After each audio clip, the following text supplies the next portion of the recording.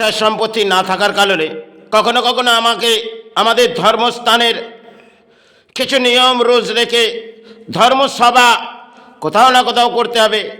তাহলে এক্ষেত্রে আমি একটি ব্যাখ্যা হয়তো আসছি। একটা সময় আমি হয়তো বারোয়ারি মাঠ, সেখানে মায়ের অন্নভোগ সে নির্ধারিত হয়তো আমি আমার অর্থ দিয়ে করব, কিন্তু পারিশ্রমিকের অর্থ আর তাতে হয়তো ধর্মসভা হবে। সেক্ষেত্রে হয়তো বারোয়ারি জায়গা, তাহলে কেউ অন্ন গ্রহণ করাচ্ছে, সেটা হয়তো ননভেজ ভেজ যাই খাক না কেন তার মধ্যে আঁশ পরিণত কেন শাদি বিয়া হয়েছে, তাহলে সেই জায়গায় ধর্মসভা করতে গেলে নির্ধারিত মা কিছু নিয়ম যখন আমি বার করেছি, সেটা তার সাহারার মাঝে তিনি নিশ্চয়ই কিছু দেখাবেন।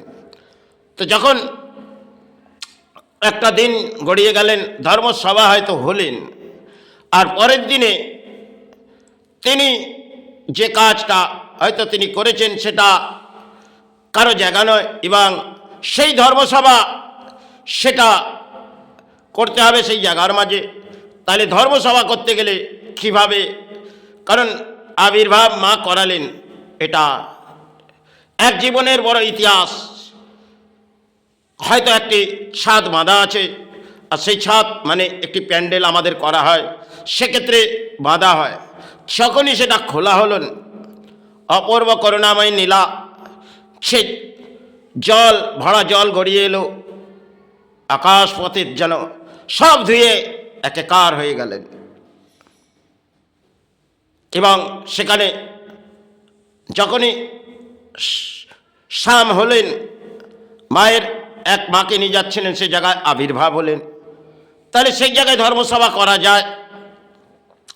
আজকে এবার আসছি, আমাদের ধর্মসভার গীতা সেটা মন্দিরে হয়, আর কিছু বসস্থানে পড়া হয়। আজকে যেটা রাজনীতির জনজোয়ারে, যেটা ব্রিগেড ময়দান চলে গেলেন ভারতবর্ষে, বাংলার লক্ষ লক্ষ মানুষ, কেন ব্রিগেডে গীতা পড়া হচ্ছে, গীতা পাঠ। আরে যে গীতাটা আমাদের ধর্মের, সেটা ওই জায়গার মাঝে নয়, কেন ওই জায়গায় রাজনীতির পাপের ঘোড়া পড়ে আছে যে ব্রিগেড ময়দান।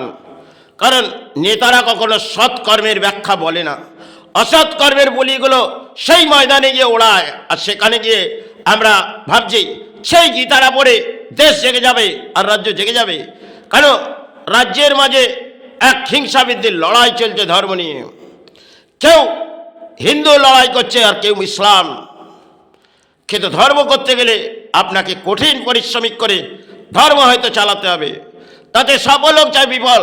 আর এই রাজনীতির নেতারা উন্মাদ হয়ে পড়েছে, কখনো মন্দিরে দান দিয়ে দিচ্ছেন, যাও রাজ্যের মাঝে দান দিয়ে দিচ্ছে, শিলান্যাস গড়ে দাও, মাকে আবির্ভাব করো। এটাই হয়েছে আজকের বর্তমান ধর্মসভা। তাহলে তিনি যখন লুচতে হবে তাদেরকে বুঝিয়ে দেবেন।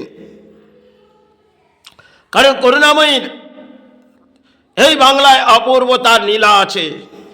যদি নেতারা মনে করে সে তাকে নিয়ে পুতুল পুজো করছে, সেটা আমি মনে করব সেটা তাদের নিশ্চয়ই কিছু সাহারা দেখাবেন। কোনো মন্দির গড়ে আর দোয়ার এই বাংলার মাঝে কিছু গড়ে এই ধর্ম জাগবে না। আর ধর্মসভা যেটা ব্রিগেড ময়দান হলেন একটি চিকেন প্যাটিস। আরে যে জায়গাটা আপনারা গীতা পড়লেন, সেটা কি গীতা পড়ার জায়গা, শ্রদ্ধার জায়গা? কারণ গীতা পাঠ অন্তরে অন্তরে হয়তো গীতা আজকে চলে গেছে। আর যে উন্মাদ হয়ে পড়েছে হিন্দু ধর্মকে জাগিয়ে যাও, আরে সেখানে দুটি ধর্মের মাঝে লড়াই যেন চালু হয়ে গেছে বাংলার মাঝে। এক অদ্ভুত খেলা এই বাংলায় চলছে। কখনো শিলা নাশ করে যাচ্ছেন, আবার কখনো বাবরের মসজিদ করে যাচ্ছেন, এটা এই বাংলায়। তাহলে কেউ গীতা পড়লেন, আবার কেউ ওই জায়গায় কোরআন পড়বেন, তাদের সমাজ জাগবে না। কারণ এই সমাজে দুটি ধর্মের মাঝে লুপ্ত হয়ে পড়েছে। যদি ধর্মশ্রেষ্ঠ আর ধর্মকে নিয়ে এই নেতারা উৎপাত হয়ে পড়েছে, জনগণকে নিয়ে উৎপাত হয়ে পড়েছে, আমি তোমার ধর্মের মাঝে সাহারা আছি। যখন এক ফুটে তিনি বিফল হচ্ছে আর আরেক ফুটে এগিয়ে যাচ্ছেন, আরেকটা সাহারার মাঝে ছুটি, তাহলে আমার পথ এগিয়ে আসবে। দুটি রাজনীতি যেন এই ভারতবর্ষের মাঝে লড়াই চালাচ্ছেন হিংসা বৃদ্ধির। একটা সময় ব্রিটিশ আমাদের দেশকে শাসন করেছিলেন, আর রাজ্যের মাঝ থেকে সুভাষচন্দ্র বোস এসেছিলেন, তার সাথে বহু সাথীরা এসেছিলেন। কারণ সেটা ব্রিটিশ আমাদের দেশকে যখন এক আয়ত্তর মাঝে নিয়ে নিচ্ছিলেন, তখন এক একটি মায়ের কোল থেকে সন্তান এসেছিলেন দেশের জন্যে, আর দেশ লুটতে আসেনি, নিজের দেহ ত্যাগ দিয়ে গেছেন। আজকে যারা নেতারা অট্টালিকার মাঝে বসে আছে, দেশের জনগণকে সারার মাঝে ঠেলে দিচ্ছে, যাও মৃত্যুর মুখে লড়াই করো, আমার জীবনের সাহারা আসবে, এটা দেশের নেতারা। উৎপাত হয়ে পড়েছে রাজ্য। এই রাজ্যের পরিস্থিতি অত্যন্ত যত সময় গড়িয়ে যাচ্ছে পরম দুর্ভাগ্য এসেছে। কারণ একটা সময় চাষিদের হাতে কি থাকতো, আর সেটা একটি কাস্তে, তার সিম্বল একটা পার্টি ছিলেন, সেক্ষেত্রে বামফ্রন্ট, সে কিন্তু তার একটা চিহ্ন ছিলেন। আজকে দুটি ফুলের চিহ্ন আমাদের বাংলার মাঝে গিয়ে এসেছে, আর সারা গজাচ্ছে বাংলাকে। কারণ চাষি এই বাংলার মাঝ থেকে চাষবাস কমে গেছে, আর মন্দিরের দ্বার বেড়ে গেছে, শিল্প সরে গেছে। এটাই বাংলায়। পরবর্তী জেনারেশন কোথায় আসবে এই বাংলা?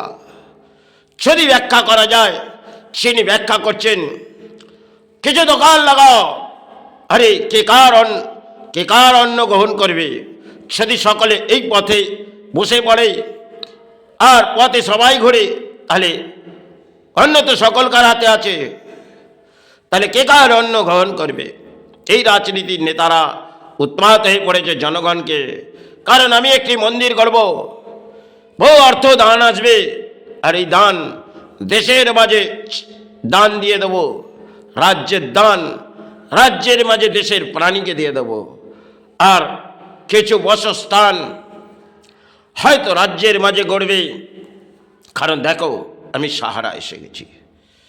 এই রাজ্য উৎপাত হয়েছে। যাই হোক, দেখো বইছেন আবার, জয় গুরু জয় মাই।